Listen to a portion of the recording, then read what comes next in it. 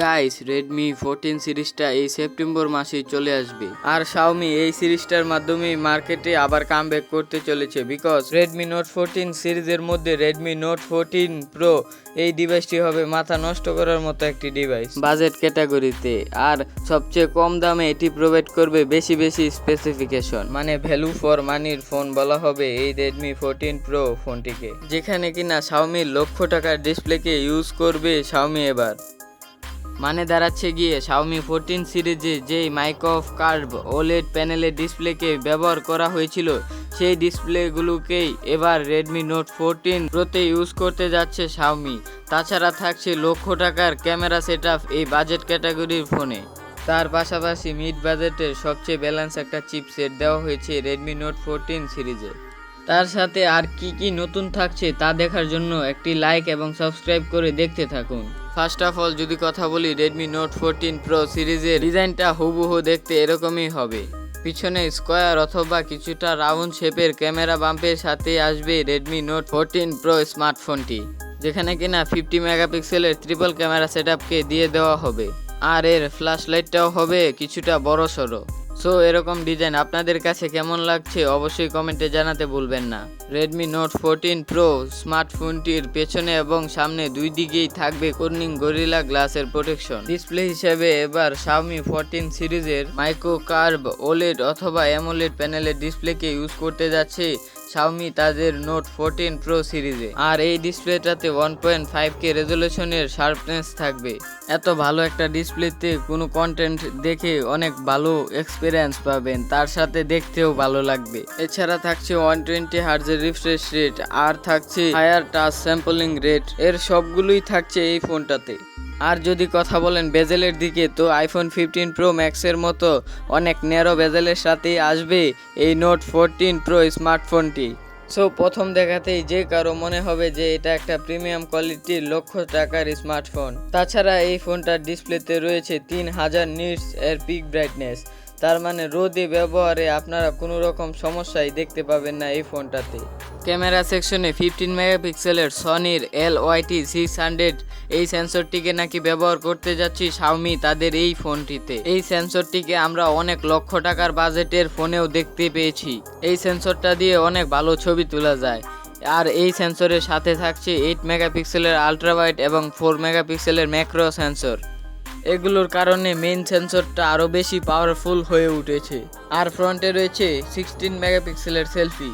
আর back camera দিয়ে অবশ্যই 4K-তে video recording করা যাবে, তার সাথে পাবেন OIS এর সাপোর্ট। তাছাড়া এই ফোনটার ক্যামেরাতে পাবেন super slow mode, pro mode, night mode সহ আরও বিভিন্ন ধরনের AI ফিচারকে পাবেন এটার ক্যামেরা সেকশনে।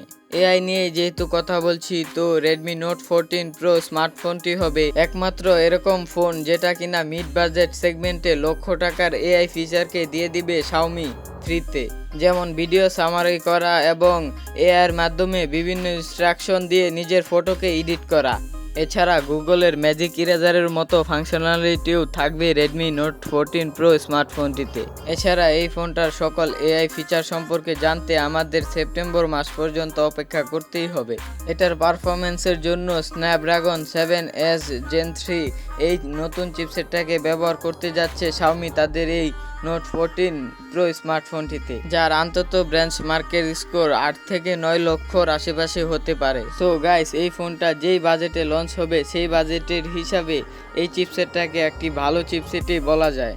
আর এটার পারফরমেন্স যে কেমন হবে সেটা তো সেপ্টেম্বর মাসেই খুব ভালোভাবে জানাতে পারবো আমি। তাছাড়া এই ফোনটাতে মাল্টিটাস্কিংয়ের সুবিধা করার জন্য এবং সকল AI ফিচারকে ভালোভাবে ব্যবহার করার জন্য সর্বনিম্ন 8GB র্যামের সাথে আসবে এই স্মার্টফোনটি, এবং সর্বোচ্চ এটাতে 12GB র্যামের সুবিধা থাকবে এই স্মার্টফোনটিতে। এছাড়া চায়নাতে নাকি একটি স্পেশাল এডিশনে 16GB র্যামকে দিয়ে দিবে শাওমি।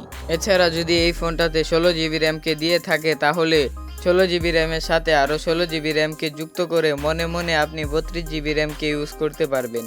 আর এই ফোনটাতে 256GBর সর্বোচ্চ UFS 3.1 ক্যাটাগরির স্টোরেজ টাইপকে ব্যবহার করতে যাচ্ছে শাওমি। হয়তো এই স্মার্টফোনটা থেকে হেডফোন জ্যাককে রিমুভ করে দেওয়া হবে।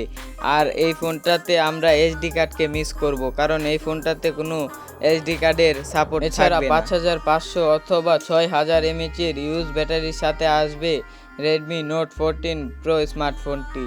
এছাড়া সাথে থাকবে 120 ওয়াটের একটি super fast charger. So guys, এই ফোনটাতে নিশ্চিন্তে 2 দিনের ব্যাটারি ব্যাকআপ এবং মাত্র 15 থেকে 20 মিনিটে ফুললি চার্জ করতে পারবেন এই স্মার্টফোনটাকে। সো গাইস, এরকম একটা সুপার ডুপার স্মার্টফোনকে চায়নার মার্কেটে মাত্র 20,000 এর আশেপাশেই লঞ্চ করে দেবে শাওমি। আর বাংলাদেশের মার্কেটে 30,000 টাকার আশেপাশেই পেতে চলেছি আমরা এই স্মার্টফোনটিকে। আর আগামী 2-3 মাসের ভিতরেই বাংলাদেশের মার্কেটেও লঞ্চ হবে রেডমি নোট 14 প্রো স্মার্টফোনটি, তাও আবার আনঅফিসিয়ালভাবে, কারণ অনেক বেশি ব্যাট এবং ট্যাক্স থাকার কারণে হয়তো এরকম একটা স্মার্টফোন বাংলাদেশের মার্কেটে অফিসিয়ালভাবে আসবে না। সো গাইস, এই ছিল আজকের ভিডিওটা কেমন লাগলো অবশ্যই কমেন্টে জানাতে ভুলবেন না। আর আপনি যদি আমার চ্যানেলে নতুন হয়ে থাকেন তাহলে প্লিজ আমার চ্যানেলটাকে সাবস্ক্রাইব করে দিবেন পরবর্তী কোনো ভিডিওর আপডেট পাওয়ার জন্য। সো গাইস, দেখা হচ্ছে পরবর্তী কোনো ভিডিওতে। ততক্ষণ ভালো থাকবেন, সুস্থ থাকবেন। আল্লাহ হাফেজ।